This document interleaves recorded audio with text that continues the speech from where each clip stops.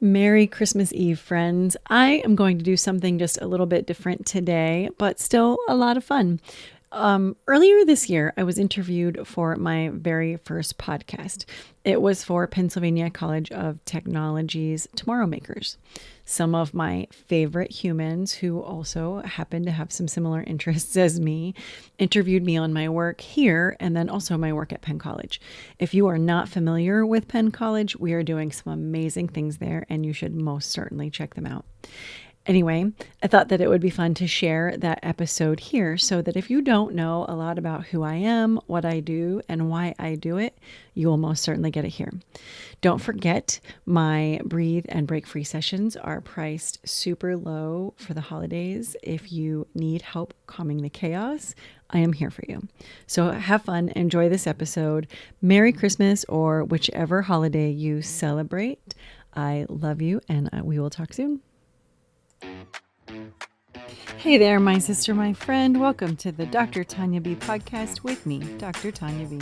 I am here to help you be your best, most authentic self, your life, your way. We're going to talk everything self-care, self-love, mindset, and personal growth with a splash of hippie woo. I am proud of you for giving yourself this time today, so let's not waste time and let's dig in.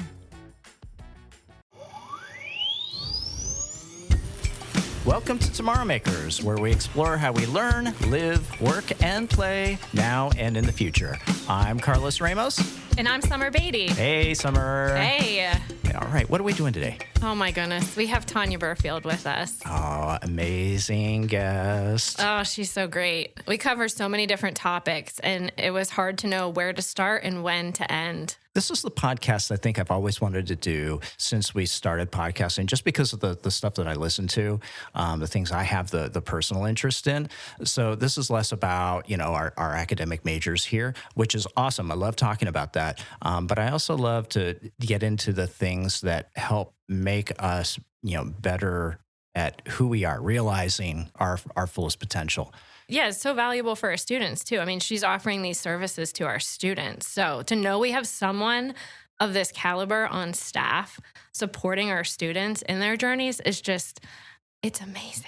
Absolutely. So whether you're a faculty member, whether you're a staff member listening to this, or whether you're a student who's listening to this, there's something in here for you. I think there's quite a few models that we get into that are really helpful. We just scratch the surface on this. So if this is something that you're like, oh, I want to know more about this, bring Tanya back.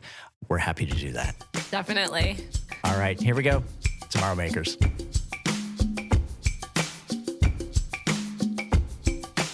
Okay, so we're here with Tanya Burfield, Dr. Tanya Burfield, the Director of Student Advocacy at Penn College and an empowerment coach specializing in working with Gen X women. Welcome. Hi, it's nice to be here. We're so excited to have you. I'm excited to be here. Very looking forward to this conversation. I think our biggest challenge will be keeping it under wraps and not being here all day and all night just talking about things we like to talk about. We'll do our best. Yeah, that we will. So I have had the pleasure of working with you, getting to know you for quite a while. I think you are by nature just a motivating person, just an inspiration. Oh. So I'm just curious, have you always been that way? Because, I've said I've known you for a while. I mean, we're not talking like 20 years or anything. I would say like 5-6 years. So, as is human nature, I don't think that about myself. I don't think that I'm positive or outgoing or motivating. I think that I look at the negative qualities. I am obstinate. I am loud. I am controlling. But I do recognize that other people see me that way and that I sort of have that impact on people. So I think probably I have always been that way. I just always think I'm the loudest person in the room. That you made me think of during your summit, someone had mentioned an activity that they had suggested where you go to some of the people that you know and say, give me 3 words that describe me, and then you're so surprised at what you come back with. Yeah. Right? I actually did that. I sent it out to some of my really close friends and family members, and I think I asked for 10 words. I wrote down my own 10 words, and I think maybe 1 or 2 of them was positive. But then when I got what I got back from everybody was so like amazing, and it's uplifting when you hear things along those lines. And I made a word cloud out of it and then hung it up because I was like, this is what people think of me. And I don't give that credit to myself in a way that I probably should be. And I think we all do that. Yeah. I also think if you ask someone, are they going to be honest? Right. I'm right. thinking your people were, of course, oh, naturally yeah. all this. They were, because they weren't all positive. Okay, They were pretty honest, but That's they were good. Friend, there was good stuff. And then there was some, the stuff that I recognize. I'm the loud person in the room. It's okay. That's not a bad thing. Not all the time. So I'm assuming it was a process for you to like work through. We had talked earlier and you said it's just all about growth. Mm-hmm. So what does that look like? Everything's about growth, I think, or at least it should be. So I think that like when I was younger, people often came to me for advice. They came to me and like would put me in charge of things that I didn't necessarily think I should be in charge of. And that still happens today, by the way. And I think that for a long time, I thought that was because I was the loudest person in the room and because I sometimes am pretty opinionated. And anytime somebody says like, will you share your opinion with me? I'm like, I've got all of the opinions. Which one do you want? Like, I'll just make that up if I need to. But it took me a while to recognize that the impact was actually different than that. And that might have come along as I then also had kids and became a parent, because there's a lot of parallel between parenting and leadership. And so they probably happened about the same time I became a leader in the industry that I was working in and the company that I was working for, and having these kids and raising the kids. And what I recognized is I really liked educating people, not necessarily being a teacher, but educating them and then helping them find the things that are going to heal them or grow or figure out what are their next steps and how do they become the person that they want to be. And on top of that, how do we empower the people to do that? And so bringing that all together took me, it wasn't something that I figured out like out of high school or even straight out of college. I was a non-traditional college student. So it wasn't something that I just like, here's one day that we did this. It happened over a period of time, but it took me a while to figure out what my impact really was on people and then how to harness that so that we can move forward and make it an environment that we all want to work in. Yeah, it's funny you would bring up the parallel between parenting and leadership, because Carlos and I just had a similar conversation the other day. And it came to me just as we were speaking. So I like that you brought that up. And you mentioned, having a family, and I mean, you have so many things you're balancing. How are you doing it all? You've got 3 boys, right? I do. You've got this coaching business, and of course you're director of student advocacy here. Like how are you managing all of that? I don't always know what the answer to that is.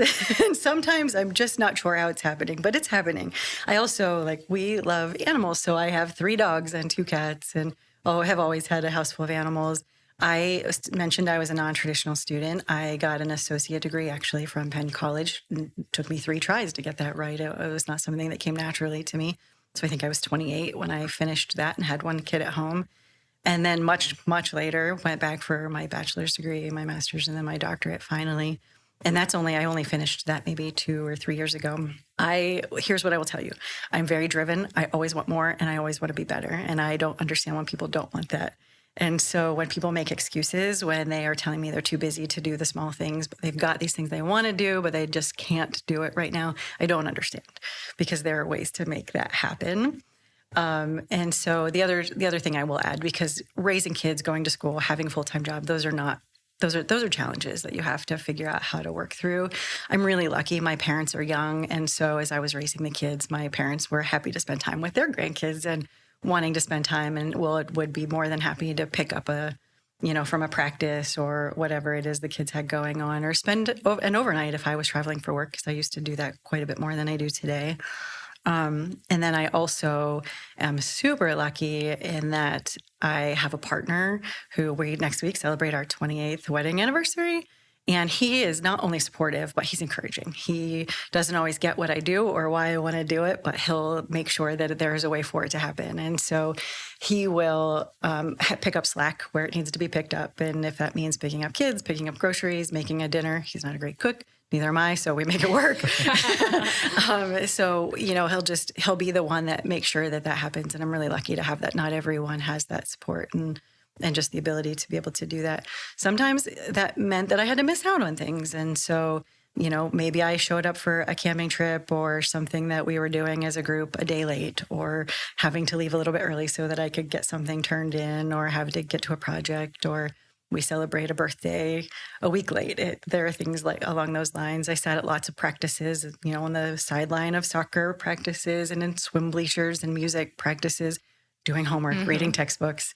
You take every moment that you have and you figure out how to make it work. So I think it really just comes down to, you have to determine what is your goal. Is it really important to you? And then you might have to rearrange your priorities, because things change and sometimes things will be more important. You'll cycle through what that looks like. So you set those priorities, you get your support systems in place, and then you go get them. That's all there is to it. That's all. It's just super easy. You check the box and go get them.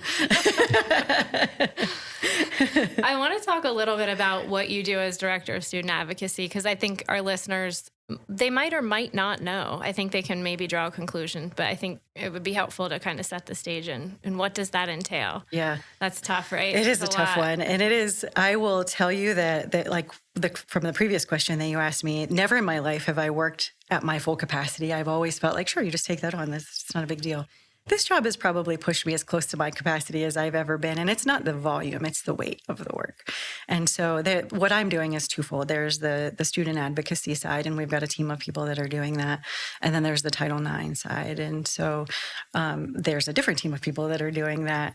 So with the student advocacy piece, these are areas that are things that are impacting students, stopping them from being academically successful, but not the academics. So these might be housing needs, food insecurities, really bad anxieties, medical issues.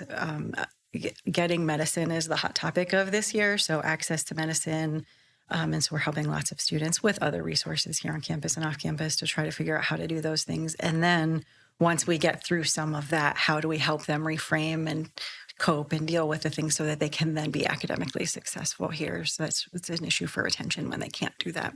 So that's one side. And then the other side is the Title IX stuff, which is sort of the uglier side of the house. That's everything, harassment, discrimination, and sexual misconduct. And so those are hard things to have to navigate when you're talking with both students and employees. And those things we're doing, we're running the investigations and we're coming to outcomes, and then we're providing support services to both or more parties, depending on what that is. And that's challenging because there's only so much that you can do there, but you just provide the resources for them that they need. But there's, in both sides of the house, it gets pretty heavy.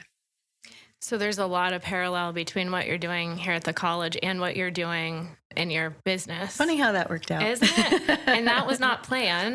It was not at all. It was not at all. I had actually I knew I needed to do something in lines of this business.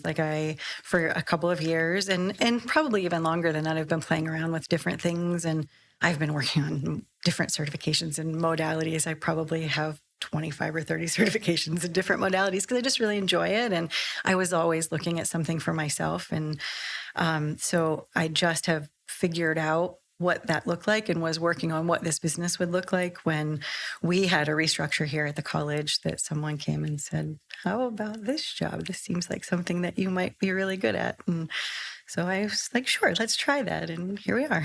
It's so interesting that you had this period of reflection to get to where you are, to know, I want to do this. This is my path. Mm-hmm. And then someone else here at the college saw that in you, the same exact thing, right, around the same time.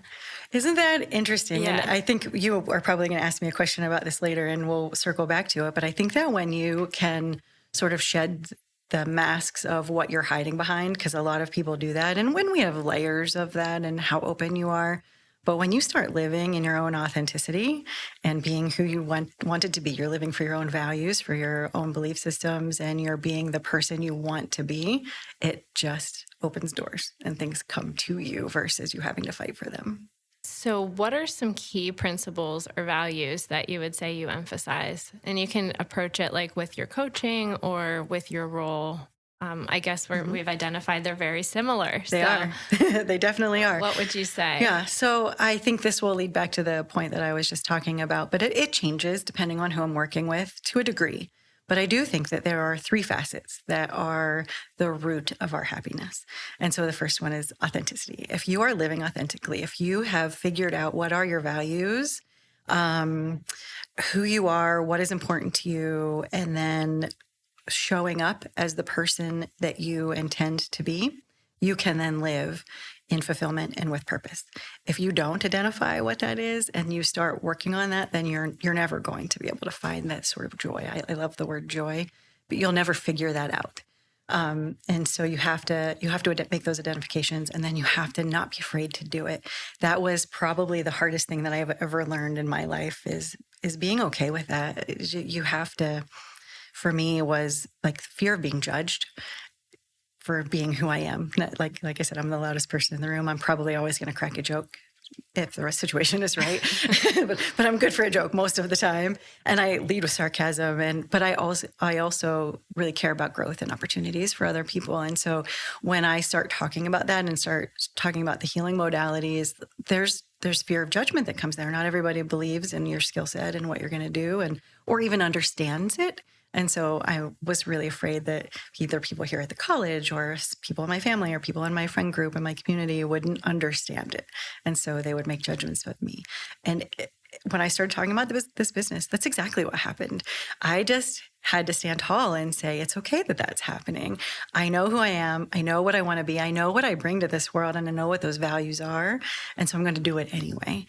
And then what happens is people start recognizing that this is working. You have something to give. And then even in some of like my family members who were the most vocal about not appreciating what I was trying to do, not my husband, by the way, he's always awesome. They would hear like somebody else say to them, like, I saw Tanya's video, like that she sounds so smart. I don't always feel like I'm smart, and I don't always feel like other people think that I'm smart. And so she sounded so smart, and what she said helped me. And then that made that person recognize that, oh, wait, she does have something to bring to other people. And so once that starts happening, it becomes a snowball into being able to then do that even more freely. So that was number one. There are 3 of them. The second one is integrity. You have to not only figure out what your values are for authenticity, but then you have to live them. So this is not always an easy thing to do. You have to figure out how to be your best at that time. It's not always going to be perfect. This can be really, really challenging from a personal level. You have relationships with family, with friends, maybe some in-laws, extended family, that you can't always be 100% open. So this isn't necessarily about being open, but it's not going against who you are and what your values are. So if you've got an example of something along, maybe you're transitioning or something along those lines, you can't be completely honest, but you don't need to pretend that you're something else either. So you have to set those boundaries. And then from a professional level, this is really hard because sometimes we can't necessarily protect our friends and our coworkers because what we have to be focused on is the institution or the company or the community. And that's not an easy thing to do always. And so you have to behave one way because that's the expectation at that moment, but you don't love the way that feels. And so what I am going to say is you just have to do your best. It's not going to be perfect. You have to do your best, and you have to do it in a way that doesn't feel awful for you. And at the end of the day, you can look in the mirror and say, I did the best with what I had at that moment. And if I didn't, number one, I can make amends for that. And number two, I can learn from that. And so next time I will do better. And so you do the best that you can to be the person that you want to be. And then the third one is, I talk about this all the time, is such a game changer, is gratitude.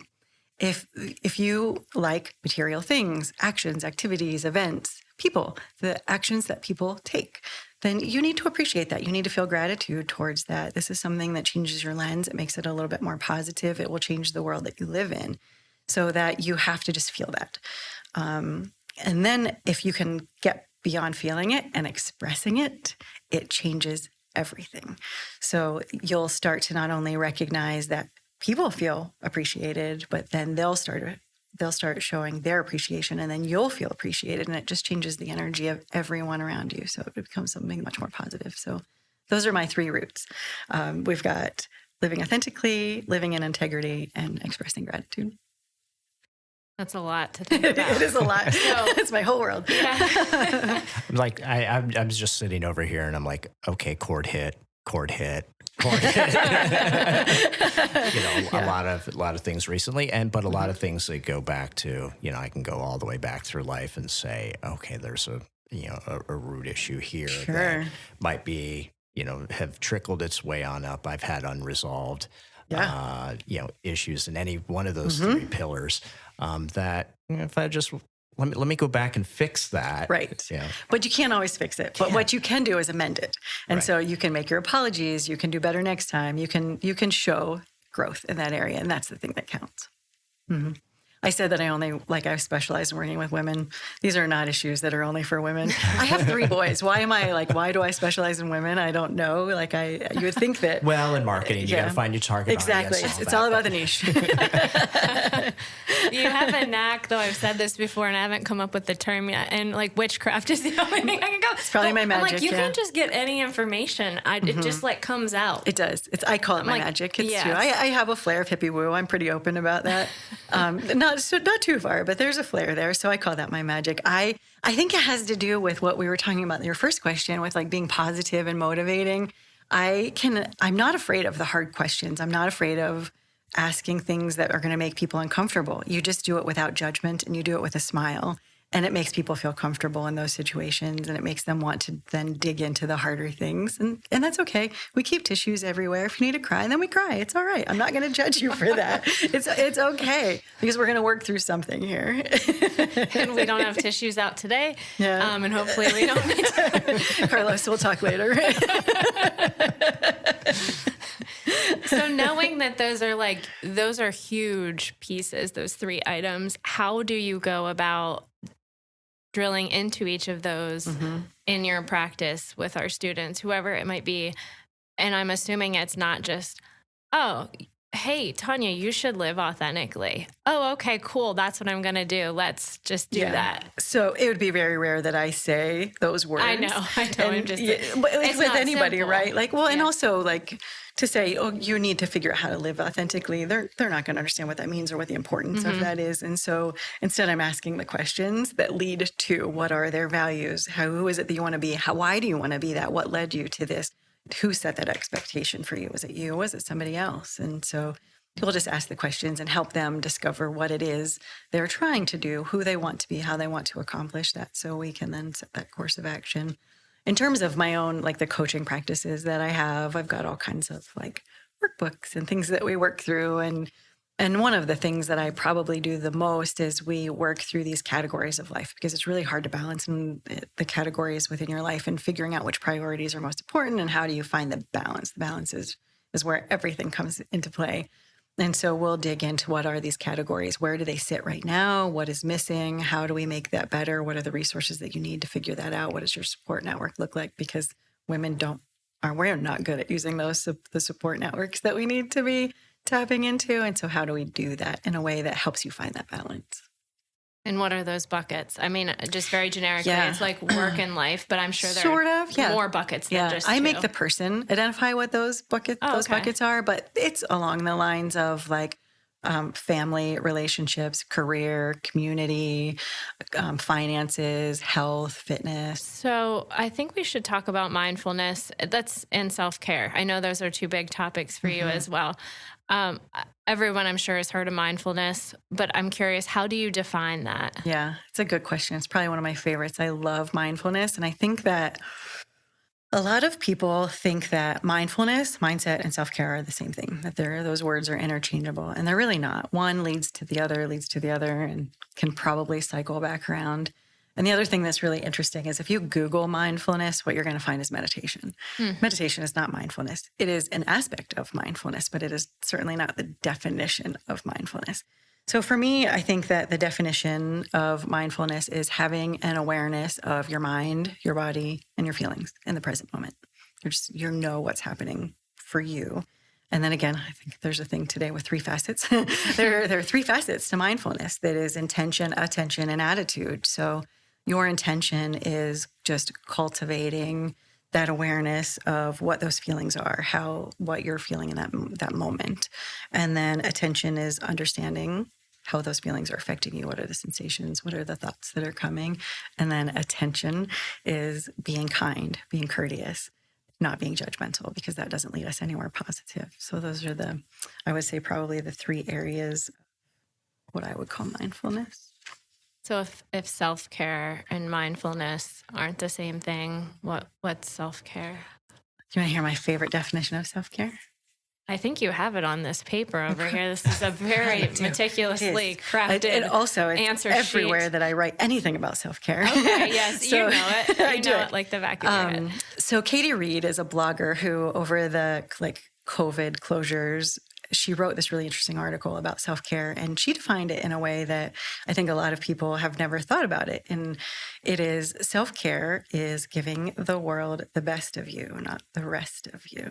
And I think that sort of says it all. So I'm going to say especially women, but it's not just women, it's everybody. We're just divvying out our time and attention and what I call our personal resources the best that we can, and just throwing everything at everyone. And it turns out that we cannot be everything to everyone all of the time. And so what happens is that either our work or our family or our community, whatever it is that we're trying to give all of these attentions to, somewhere there's going to be a suffrage. And so that might be your kids. You think you're checking all of the boxes and doing all of the things, but maybe you're short with them. Maybe they didn't get, a little bit of extra homework help, or just the hug that they needed that day because you didn't recognize they needed a hug that day because you needed a hug that day. And so, or it might just be you didn't do a good of a job on a project that you needed to be doing. And so self-care is figuring out how you take care of yourself, because if you aren't that number one priority, everyone else is not getting the best. And boundaries are important. I'm sure. Boundaries are so important. Mm-hmm. That's a hard one to do too. Yeah. Limited resources, yes, for sure. 100%. Yep. So why does all of this matter? So why does mindfulness matter? Yeah. So I think if you can bring those three facets that I was talking about, intention, attention, and attitude together, what it does is it changes that sort of that perspective that we were talking about earlier.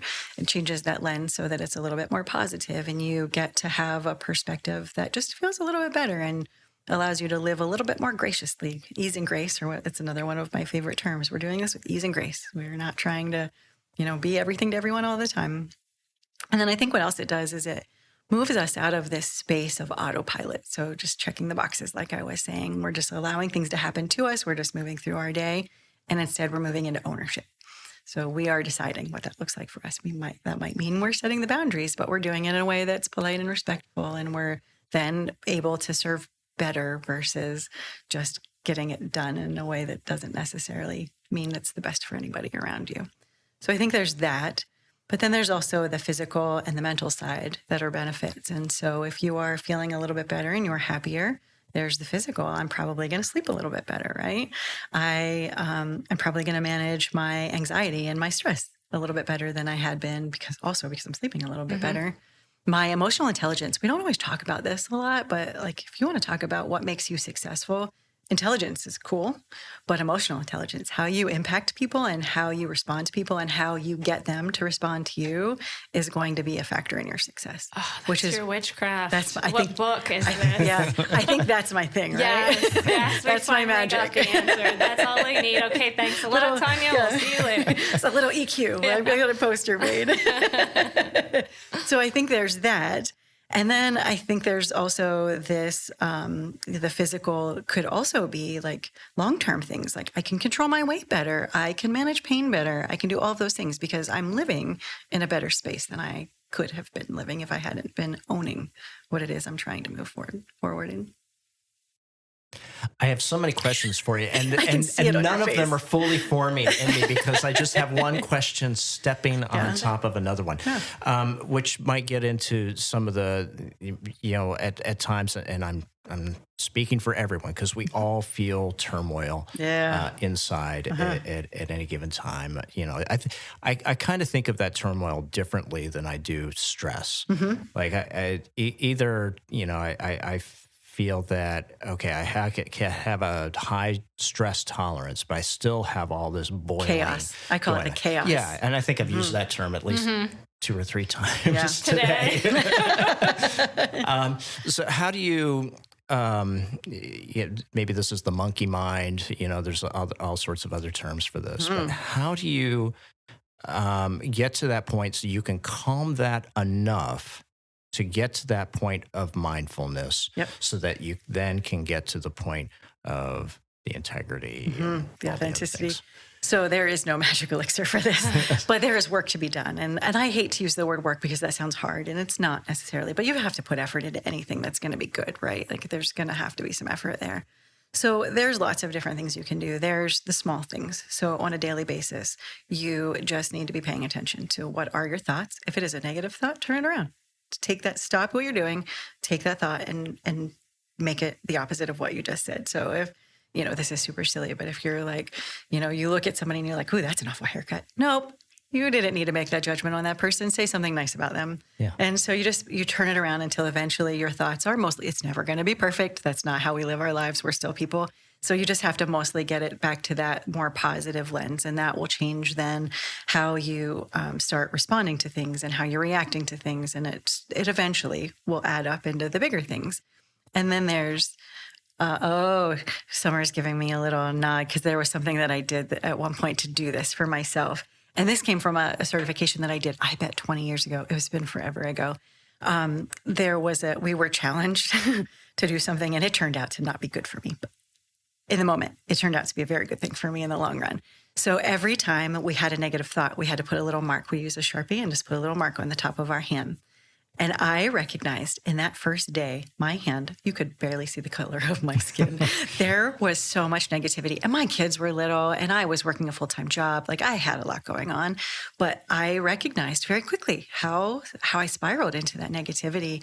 And so then every single time I made that mark, I had to turn it around. And I had to do this for a period of I think it was a week or 2 weeks. And by the end of the period of time, I'm hardly making any marks because I had gotten so much better because you can make those shifts. Like it takes a little bit of time, but they happen and they can happen quickly and spiral and snowball and all of those things. So I definitely have used that, and I have recommended that to other people as well. So did you take a positive tally on the other hand? I should have. No, I didn't. But the first couple of times there were no positives, it turned out. And then also it would have been like the negatives by the end of the day took up this much space. And every time you turned it around, it still probably didn't take up as much space because it was harder at first to make those connections. So that would be the things that you do on the daily. And then I think there are formal practices too, right? I love meditation. That is totally my bag. It's something I lead guided meditation. It's something I encourage everybody to do. It is not something that everybody loves, but there's all kinds of ways to do it. You can do walking meditations. You can do guided meditations. Google or go to YouTube and search for a guided meditation for any topic. Is it test anxiety? Is it anxiety? Is it depression? Is it the monkey mind? There is a meditation out there for it. So you just have to find the person that you like because you're not going to love everyone that's out there. And also, you could also sit in quiet. Not everybody does this very well. I struggle with sitting in quiet even, as much as I love meditation. So if that makes you itch, don't do it. You don't have to stretch that far. Just find the thing that works for you. And then I would say breathing. We all breathe, right? I love it's free. You don't have to do anything for it. We're going to breathe. So just do it very consciously. And so box breathing is an easy one to teach. I talk to a lot of people about box breathing. So that's inhaling, and you can actually draw out a box. You inhale for the count of 4, you hold it for the count of 4, exhale for the count of 4, hold it for the count of 4, and you just repeat that. And somewhere along the lines, I read that this was developed by the Navy for SEALs. So the Navy SEALs use this as a way to control their reactions and calm their mind. And they use it as an exercise to get to sleep faster. And it really does work to help you get to sleep faster. I like that you drew the visual because I'm like, yes, of course, it's called box breathing. Why wouldn't you visualize box? Right. But I've never done the visualization of, an actual line going. I have no idea what I'm actually visualizing, which is probably not making it as effective because, again, that's something that your mind can latch on to be able to get out of the cycle you might be into. Yeah. Well, and because I love to meditate so much, when I actually guide people in box breathing, I fall into my own little trance and then I forget where I'm at. So I literally will sit there and my hand will go up and then my hand will go over and then down and back over. Otherwise, I'm telling you to inhale when you are supposed to be exhaling and then you're all messed up because we didn't get you where you needed to be. And it's called a practice, right? You can't sit down and expect to do it the first time. No, and the count of 4 is actually not even the most optimal. That's where I start people. So you start at 4. If you can can get up to 7 or 8, that's even better for you. And these are not quick counts. These are nice and slow, but it takes time to do So that. you're doing a 7-8 box breathing, or do you do the 4-7-8? No, you do 7 or do 7, 7, 7, Okay. 7, So I know 8, there's 8. a 4-7-8. There breathing is, too. yeah. You can do that. Coherent breathing is another one of my favorites. But you can Google breathing exercises and find all sorts of things. I have a Tabata app on my phone that's supposed to be for high intensity exercise, and I'll use it that way sometimes. But I use it for breathing exercises too, so it's counting out for me what I need to be doing. So I think yeah. And then I think the other one is for formal practice is move your body. We have energy in our body and we hold on to the negativity. So if you are moving your body, you're then becoming more positive. Bonus points if you can do that outside. You can be in nature and under the sunshine. That's going to make you feel even better. Notice things and take that in and appreciate it. And we talk often about how we like to get outside and do things, and it's amazing. Just I get these periods where I'm just like work. Yep. You know, We all do there's that. sleep somewhere in there, Yep. and that's all I have time for: work, eat, sleep. And I have to force myself sometimes. Other times I'm just like, no, I'm gotta out. go. I have a free moment. I can go. But there's those moments where I just have to say no. Well, the sleep can't be. You can't sacrifice the sleep. Although I've done it. I've done really silly things like, oh, it's time change. Let me go run it to the 9 o'clock in the morning.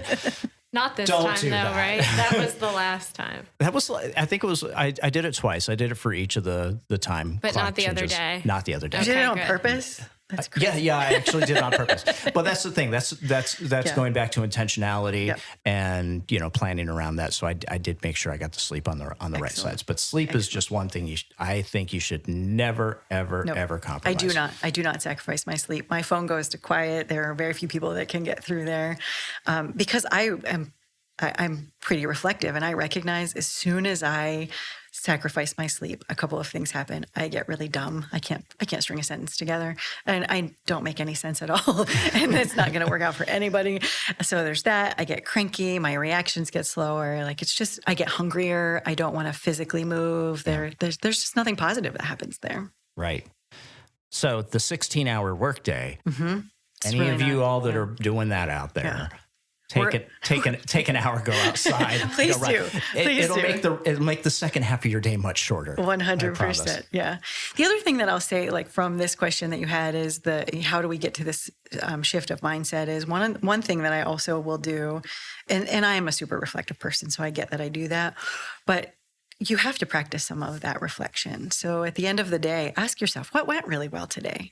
Because that's important to recognize and to stop and recognize that those things happened. What could I have done better today? You're going to find some things, and that's okay. Ease and grace. We're not perfect. But then also, what made me smile today? Because there was something there that changed my day, maybe the projection of the day for me or for somebody else. And so I think doing those reflections is really helpful. Do you do this as an internal monologue, or do you keep gratitude journal Yeah. or something in between? I'm not a good journaler. I don't do it on a regular basis. I think that it works really well for some people, and there are people that I will recommend that this is what you should be doing. But I don't do that as a consistent. This for me is typically more often than not it happens in the car. You see me talking. I'm probably not singing to the radio. I'm probably talking to myself, and so that's where I'll do a lot of that sort of thing. Or as I'm in the shower, that happens. Like water tends to bring out really good reflection in people as well. So it's usually internal monologue for me. But back to the journaling piece, I think that works so well for so many people and is a really good way for like creative expression and that sort of thing. And it helps release some of those traumas that you might have dealt with at some point or haven't dealt with but need to deal with. And so it's a good way to release a lot of that stuff. For me, I use journaling in cycles. And so if I am struggling with a problem, if I am trying to figure out a resolution to something, if I am in a downward spiral, because it happens, right? We all go through really hard times. Or after I had my last son, I struggled really pretty hardly with postpartum depression. And so one of the things that I did was breathing exercises, movement, and journaling. Those are like, you can either use, for me, what I will do is I'll use that for one day. Like I'm going to spend an extended amount of time. So nobody bother me for the next 3 hours. This is what I have to go do for myself right now. And they're pretty good about that, except for the dog who has to be in there with me. Or I will do it for bursts over a period of time as I work through something. And so always it is about what works for you, because everybody's different and your cycles change too. So what worked for you 5 years ago might not work for you today, and it's probably not going to work for you 5 years from now. So that reflection and making sure that you understand exactly what you need, when you need it, and figuring out how to make that happen. So glad to hear that. I think it's so important because we hear things prescribed like, do the morning journaling, do your 3 morning pages, or get your sunlight, get your evening light. And it's like, I don't have time. It's too much, right? Like you can't do all of the things that everybody's telling you to do. There's too much. You can't sustain it. And so one of the things I struggle with is perfectionism. And if I can't do all of the things all the time exactly the way I'm supposed to be doing them, I might as well throw it all out. And then I ended up worse off than I had started. And so we don't do that. Ease and grace. Yeah, I think that's great. And I also think that timing matters. I think if you have a plan of, okay, in the morning when I wake up, or probably in the evening when I'm getting ready to go to bed, let's think about the top few things I'm thankful for, grateful for. Yep. Things I did well, like you had mentioned. Like if you have a time of day when you do that, maybe that would help it become more routine and more instinctive. You just do it without thinking too much about it. Yeah. And I think to the 2 different points. So you talked about, one of you said something about protecting your sleep. I think it was that you, Carlos, protecting your sleep, but then also like being intentional about this. So I think there are 2 things you should think about. One is when you wake up, you're setting the tone for the day. So while I'm not saying you need to spend 3 hours meditating and journaling and doing all of these things, but maybe drink a little bit of water and put a little lemon in it before you have your cup of coffee. Maybe rather than digging straight into the podcast or something, the news. Please don't do that first thing in the morning. That's not going to set your tone. Right. That's not setting the tone for the day. So I drink some water with lemon. I will listen to some music, some uplifting, positive music to start my day versus jumping straight into. And then on the car ride in, I'll listen to the podcast or the book or whatever it is that I'm wanting to grow through that day. And then ending your day without the chaos. Set the boundaries for your sleep hygiene. You've got to have the dark room. You've got to turn your screens off. You've got to have like cool space, whatever it is that makes you the most comfortable. Set rather than scrolling through social media as you fall asleep, because that's just setting you up for not a great night of rest as well. Okay, so that's it. We can cap it there. You need to make sure that you listen to the Tomorrow Maker podcast after you've woken up and done your thing, and then your day is beautiful. Perfect. And then we'll throw in my Oracle card reading of the week as well. Perfect. That's great. Do you want to talk a little bit? You have some self-care workshop coming up. I do. What's that about? I didn't get a chance to dig into that. Well, I haven't said too much about it just yet, but I think it's going to be releasing in the next day or so. So I think I've mentioned I'm always about growth and how do you become a little bit better? How do you do a little bit more? And what I see and recognize that people need is how do we take care of ourselves and set those boundaries? And so I'm releasing a self-paced workshop that is all about figuring this out for yourself. So we are talking about what is self-care? Why is it important to us? What are the benefits? And then what are the modules? I think there are, it depends on what theory you look at in terms of self-care. There might be 3 categories. There might be 10 categories. I have my own pillars, and I think there are 6. And I think there is a foundation, and that is the sleep, the nutrition, there's something else, overall health, movement. Of course, there's movement. So where you have to have that foundation in place before anything else can come into play. And so then we're talking about things like emotional intelligence, lifestyle harmony, creative expression, spiritual connections, those sorts of things. So how do we move through those? How do we put them into play? So what are the strategies? What are your own reflections? So there's a workbook that comes along with the workshop. There is a workbook, and within the workbook, there are links to videos. So I walk you through in a video each one of those modules, and then how do we put it into play? Nice. Comes with a meditation that I've recorded. So I have my own guided meditation for self-care. I like that because it's actually a nice takeaway. We've talked about so many different things, and it's like my question to guests is always like, okay, this is great, but where does someone start? Do this? Yeah. I don't like doing anything that doesn't give me a tangible. If you can tell me how great this is, but if you didn't tell me how to do it and how to implement it, I didn't get enough out of it. And so then I have to go do extra work, and I don't want to do the extra work. Right. So just tell me what that is. What should I do?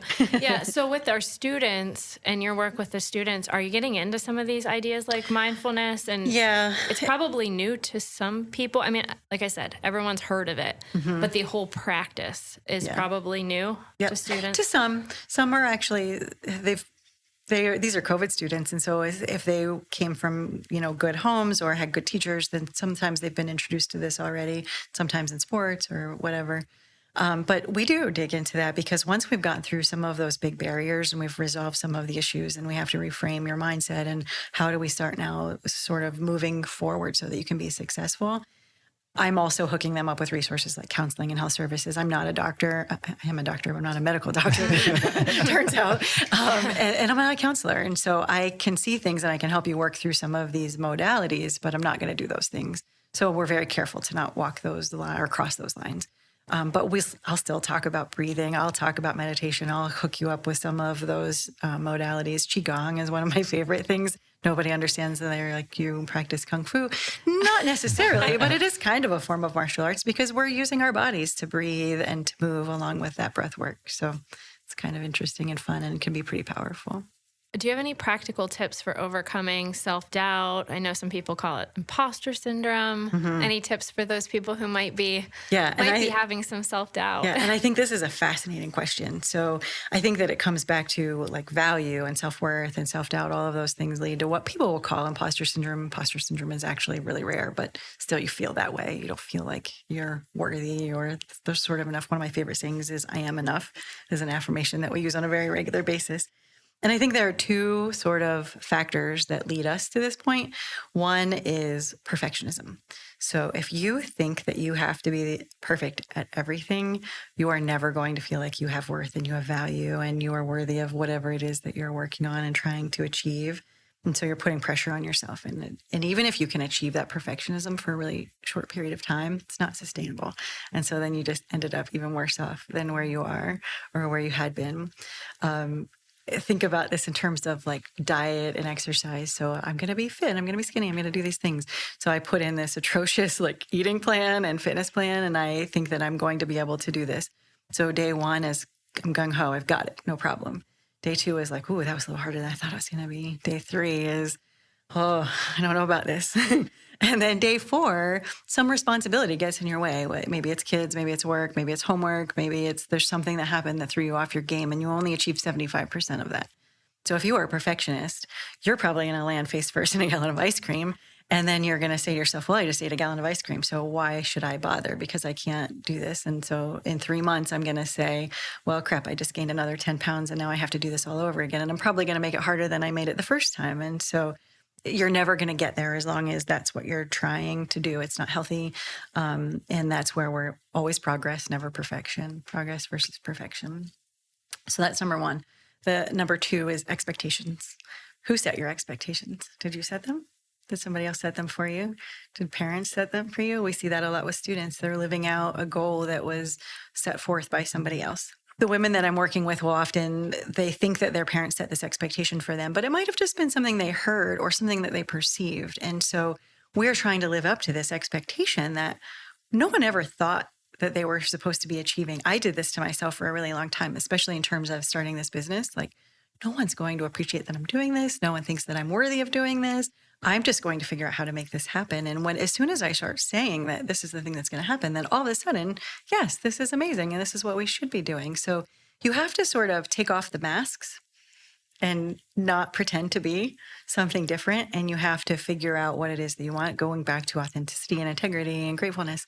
And you have to decide who it was that set that expectation and then figuring out what it is for you, how you move forward with that so that you are feeling like you are living up to that expectation so that you then feel your value, you then feel your worth, you then feel like you are enough and you are not an imposter. You are actually living out the thing that you should be living out.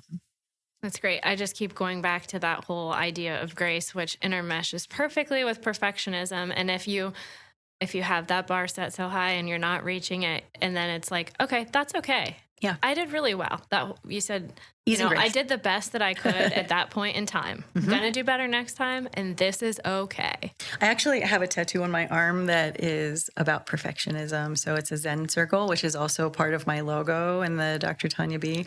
It is the Zen circle. It just stands for the fact that you can strive for perfectionism. You're never going to get there, and that is okay.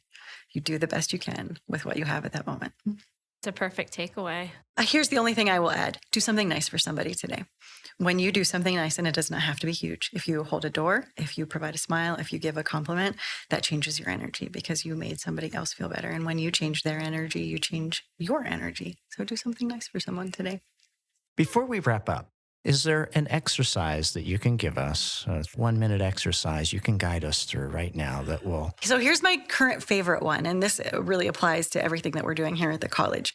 I just started calling this Stand Tall. I did it from the last Lunch and Learn that I was involved in, and I got a lot of really good feedback from it. So we're sitting down, so we'll just do it sitting, but normally I'm going to move to the edge of my chair. Perfect, do that. I'm going to sit up a little bit. Hopefully you can still hear me. So Stand Tall is about gaining confidence and feeling good about what it is you're about to do. So if you're going into a meeting that you know is going to be challenging, it's an adverse situation, I'm feeling like I don't have value to the situation that I'm going to be in because I've shared this pretty openly. I've struggled with presenting in front of groups of people. I stopped wearing dresses because I was afraid I'd fall over and my dress would go over my head. So I would start to black out and I would freak out. So this is an exercise that I do to try to overcome some of that. So if you stand with your feet hip width apart, you straighten your back, your shoulders are back, your head is nice, like reaching towards the ceiling or the sky, and you're just standing tall. You can close your eyes or look down and take a really big breath into your diaphragm, into your chest. Hold it for just a second and then exhale. And you're going to do that again, but this time you're going to say, I am worth it. I am enough. I have value. And maybe whatever it is that you're working through. So I have the information that I need to work through this meeting. I can share this with value. I am enough. Then you take another big breath and you release it. And then you are ready to go. That is great. Thank you so much, Tanya. Thank you. Thanks for having me. Thanks for hanging out with us today. Don't forget to rate, review, and subscribe wherever you listen to your podcasts. Check out our show notes for bookmarks to your favorite sections and links to resources that we mentioned in today's episode. You can also find past episodes and see what's on deck for upcoming ones at pct.edu/podcast. And of course, we are open to your thoughts, ideas, and suggestions, so send those over at podcast@pct.edu. It's been real. Catch you next time. Did you just say 30 minutes? Did I say 30 minutes? You did say 30 minutes. Let's just do a short 30-minute. I have another meeting.